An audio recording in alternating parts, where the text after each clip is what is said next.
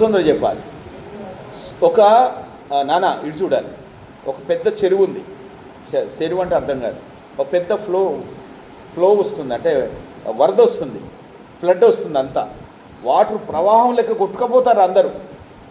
ఇటుంటే ఊరంతా మునిగిపోయేటట్టుంది, కానీ ఇటుండి అటు దాటాలి. వయసు మాత్రం మంచిగానే 25 ఏళ్ళు ఉన్నాయి. హ్యాండ్సమ్గా ఇట్లా శ్యామ్ లెక్కనే ఉన్నాడు, కానీ ఈత మాత్రం రాదు. ఈత రాదు. కానీ అక్కడ కొందరు గజ ఈతగాళ్ళు ఉంటారు. ఆ ఫ్లోలోని తట్టుకోవాలంటే ఈత వచ్చిన వాళ్ళు మాత్రమే పర్ఫెక్ట్గా దాన్ని బయటికి పోగలరు. అందరు అంటున్నారు నువ్వు రావాలని. ఇక్కడ ఉన్నోని క్వాలిటీస్ తెలుసు, వీళ్ళ అమ్మ నాన్నకు తెలుసు. వస్తుందా ఈత వచ్చా? రాదు. రానప్పుడు ఒక ఆయన వచ్చిండు, ఏయ్ క్యారియన్ వచ్చి నన్ను పట్టుకోరా అన్నాడు. అప్పుడు వచ్చి పట్టుకునేటప్పుడు ఈ పట్టుకున్నాడు అడుగుతాడు, నీకు ఈత వచ్చా అని. అరే ఇక్కడ పర్ఫెక్ట్ రా, దీన్నంతా నేను అవలీలంగా నువ్వు చూడు నన్ను పట్టుకో అన్నాడు. పట్టుకున్నాక ఈ ఈత వచ్చిన ఆయన ఈ ఫ్లడ్లో, ఈ యొక్క ప్రవాహంలో ఇటువైపు నుండి తీసుకుపోయాడు, దింపేసాడు. దింపినాక ఎత్తుకొచ్చినోడు సప్పుడేకనే ఉన్నాడు. ఇక దిగినోడు ఆగుతలేడు. ఇక హే హమ్ కోనే అంటాడు. అసలు తీసుకొచ్చింది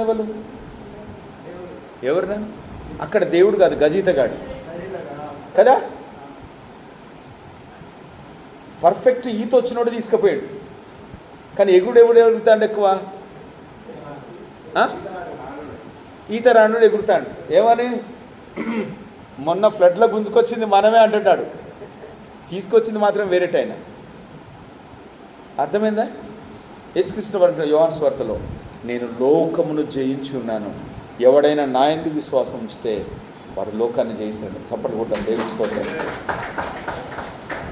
నీ వల్ల కాదు, నువ్వు నేనేందో మనకు తెలుసు. ఇప్పుడు చాలామంది ఎక్కడికి పోతారో తెలుసా? అయ్యగారు అట ఏది పడితే అదే చెప్తాడట. నాకు బొంబాయి నుండి ఫోన్ చేసిండు ఒకరు, అయ్యగారు నువ్వు మొత్తం చెప్తావు అంటే ఎవరి రీలైనా మనకు అదే తెలుసు, ఎవరే చదివినా అయ్యే ఉంటాయి. ఎవరి బువ్వ గిన్నె అయినా మాడుతుంది. నువ్వు బియ్యం పెట్టి ఒక్కోసారి గిన్నె మాడుతాను అనుకో, అబ్బో కరెక్ట్ చెప్తాడంటే దీన్ని ఎవరు అర్థం ఉందా, సోయి ఉందా? ఎవరు మాడుతలేరు? ప్రతిష్టమ్మ గారు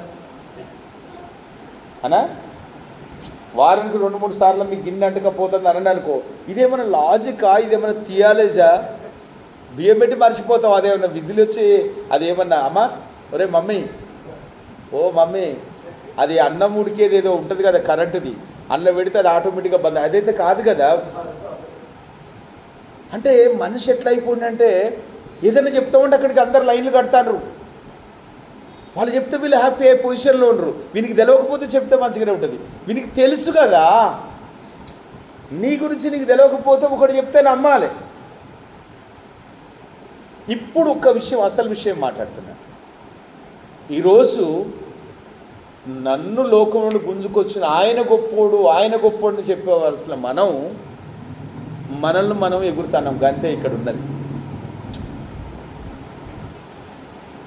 నేనెవరినన్నా చెడ్డ మాటలు అంటున్నా అన్న, చెప్పు మమ్మీ చెప్పురా, నేను ఎంత మంచి అన్న. ఓ అన్న తోపు తురుము, ఏకసాలుగాడు దోసాలుగాడు,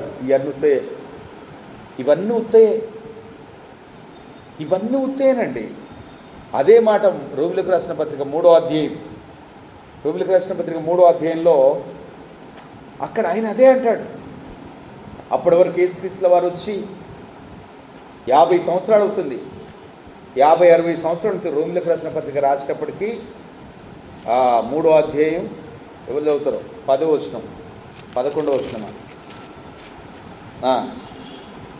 11వ వచనంగా,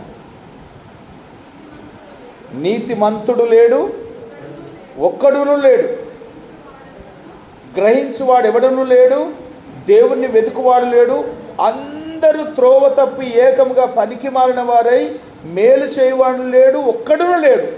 వారి గొంతుక తెరిచిన సమాధి, తమ నాలుకతో మోసము చేయుదురు. వారి పెదవుల కింద సర్ప విషం ఉన్నది, వారి నోటి నిండా శపించుటయు పగ ఉన్నవి. రక్తము చిందించుటకు వారి పాదములు పరిగెత్తుచున్నవి. నాశనమును కష్టము వారి మార్గంలో ఉన్నవి. శాంతి మార్గం వారు ఎరగరు. వారి కన్నుల ఎదుట దేవుని భయము లేదు. ప్రతి నోరు మూయబడినట్లు సర్వలోకము దేవుని శిక్షకు పాత్రులన్నట్టు ధర్మశాస్త్రం చెప్పుచున్న వాటన్నిటినీ ధర్మశాస్త్రము లోనైన వారితో చెప్పుచున్నదని ఎరుగుదుము. హల్లెలూయా. మనం పైకిట్టున్నాం కానీ ఎవడన్నా గెలికితూకుంటాం. మేము మారినామండి, ప్రభుని నమ్మినామంటే ఎవడొచ్చి మొక్క మీద ఊల్చుడు కాదు. చూసుకుందామని భయ అంటే ఏమంటావు, ఎంఆర్పిఎస్ లీడర్ రాడు. నేనైతే అట్నే అన్న ఒకరిని నా ముందడికి వచ్చి అంటాడు, అసలు నేనేందో తెలుసా, నేను ఎంఆర్పిఎస్ అన్నాడు. ఎప్పుడు ఆయన ఎంఆర్పిఎస్ అనే అన్నా. ఇప్పుడు అన్నాడు. అయితే నేను 1995లో సీమకుర్తిలో మందకృష్ణ మాదిగన్న అక్కడ నుండి పాదయాత్ర మొదలుపెట్టినప్పుడు నేను ఊళ్ళో కమిటీ చేసి మొట్టమొదటిసారిగా మా ఊళ్ళో ఎంఆర్పిఎస్లో అధ్యక్షుని అయినా అని అన్నా. నువ్వు అప్పటి నుండి ఉన్నావు అన్నాడు. మరి ఏమనుకుంటాను? ఒక్క మాట చెప్పు. ఇప్పుడు ఇక్కడ ఈ చిన్న చిన్నవి చెప్తే అన్నీ అనుభవించే అంత ఏం లేదు, అంత అబద్ధము, అదంత ఉల్లెక్కము. ఏదన్నా ఉంటే చేతులతో కష్టపడాలి, దేవుని వాక్యాన్ని చదవ, దేవుడు దీవించాలని అన్నీ అనుభవించి వచ్చి దేవుని పాల దగ్గర ఏం తెలియదు లెక్క కూర్చున్నాం. ఇప్పుడు చెప్పండి, మనం మాట్లాడితే అందరితో మంచిగానే మాట్లాడుతున్నామా? లోపల తింటావరా బువ్వా కొడుకో బల్పేసి వేసుకొని ఊరంతా తిరుగుతాడు, నీకు బువ్వ పెడతానరా. లోపట ఏమున్నది అంటే ఇక్కడ సర్ప విషయం ఉంది. మన లోపట ఒకటి ఉంది. కొంచెం అన్నం పెట్టవా అంటే నేను ఏమన్నావు రావులా, నీకు పెడతానరా, బియ్యం పెడతావు. తర్వాత ఉపాసం వెళ్ళిపోవాలనే ఏడు చేసి లేట్ చేయడం ఇంట్లో. లోపట ఏమున్నట్టు లెక్క. అరే తొందర కూర, అరే చేతండ చూస్తాను కదా అంటే దాని అర్థమైంది. బియ్యం పెట్టవు కానీ కూర ఏం లేదు. నేను పొద్దుడుస్తుంది ఏం చేస్తాను కనపడతలేదా నీకు అంటే దాని అర్థమైంది లోపట వేరే, లోపట ఏదో ఉంది. అందరిలో లోపట ఏదో ఉంది. అది పోవాలంటే, దాని నుండి విడుదల కావాలంటే ఆ ఇశ్రాయేలు జనాంగం మధ్యలో ఈ చదువురాని పామర్లు పేతురు నిలబడి మాట్లాడుతున్నారు. అపోస్తుల కార్యం 2వ అధ్యాయం అయిపోయిందిరా. డాక్టర్లు కలెక్టర్లు అయిపోయింది ఈరోజు వాక్యం. సారీరా కొంచెం ఎక్కువైంది. చూద్దాం.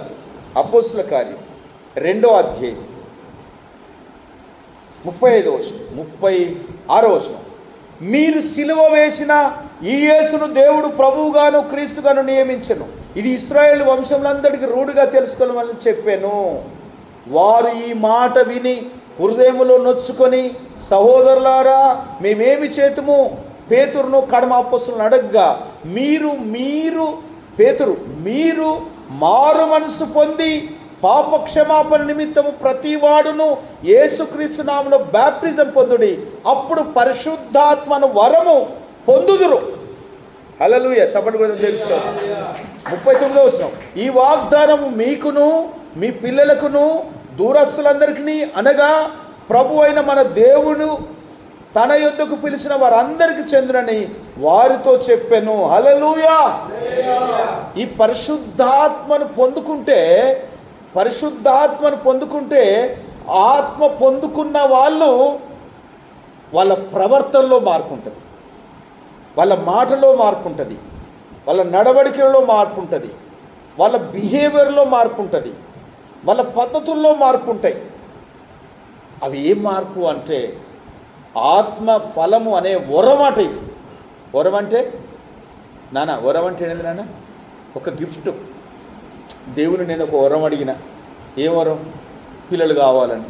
అందుకే మా కోడలు మన ప్రార్థనకు వచ్చి ఇట్లా పడుతుంది అనుకో, దేవుడు ఆ బిడ్డ గర్భఫలం ఇచ్చింది కాక.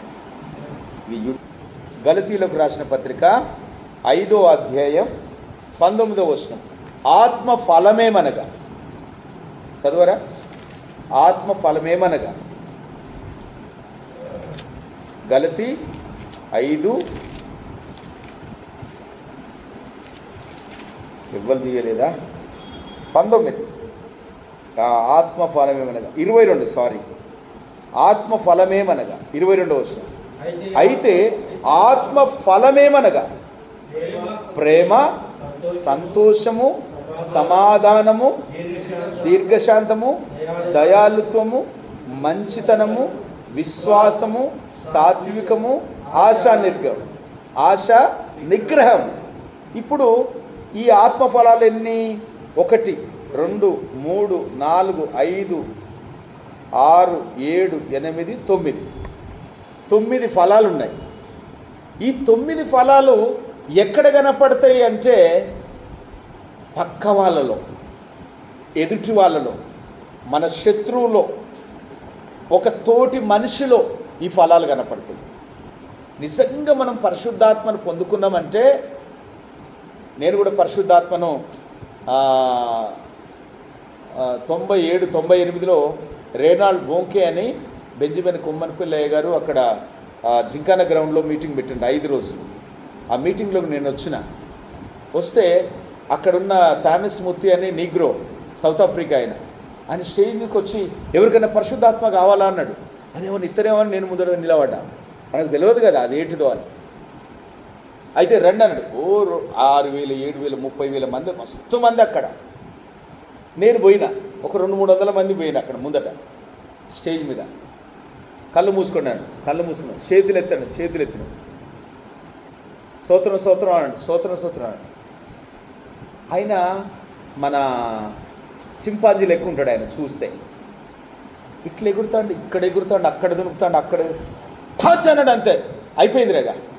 టాచ్ అనగానే ఇంకా ఏమైందో నాకు తెలియదు. ఏదో వెలుతురు వచ్చి నా మీద పడ్డది, మండుతుంది, నాకు సోయే ఉంది.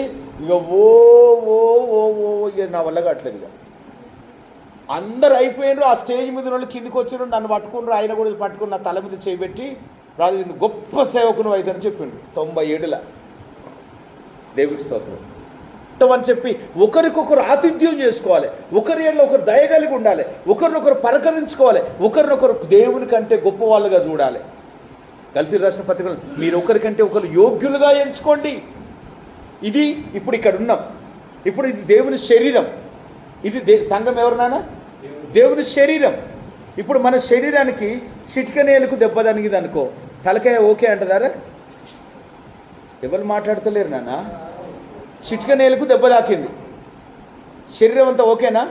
రక్తం గారుతుంది, తలకాయ కాంచి మొదలు పెడితే ఒళ్ళంతా జ్వరం వచ్చింది. దేనికి ఏమైంది? చిటికనేలు. ఆఫ్టర్ ఆల్ చిటికనేలకు దెబ్బ తాకితే బాడంతా జ్వరం వచ్చింది.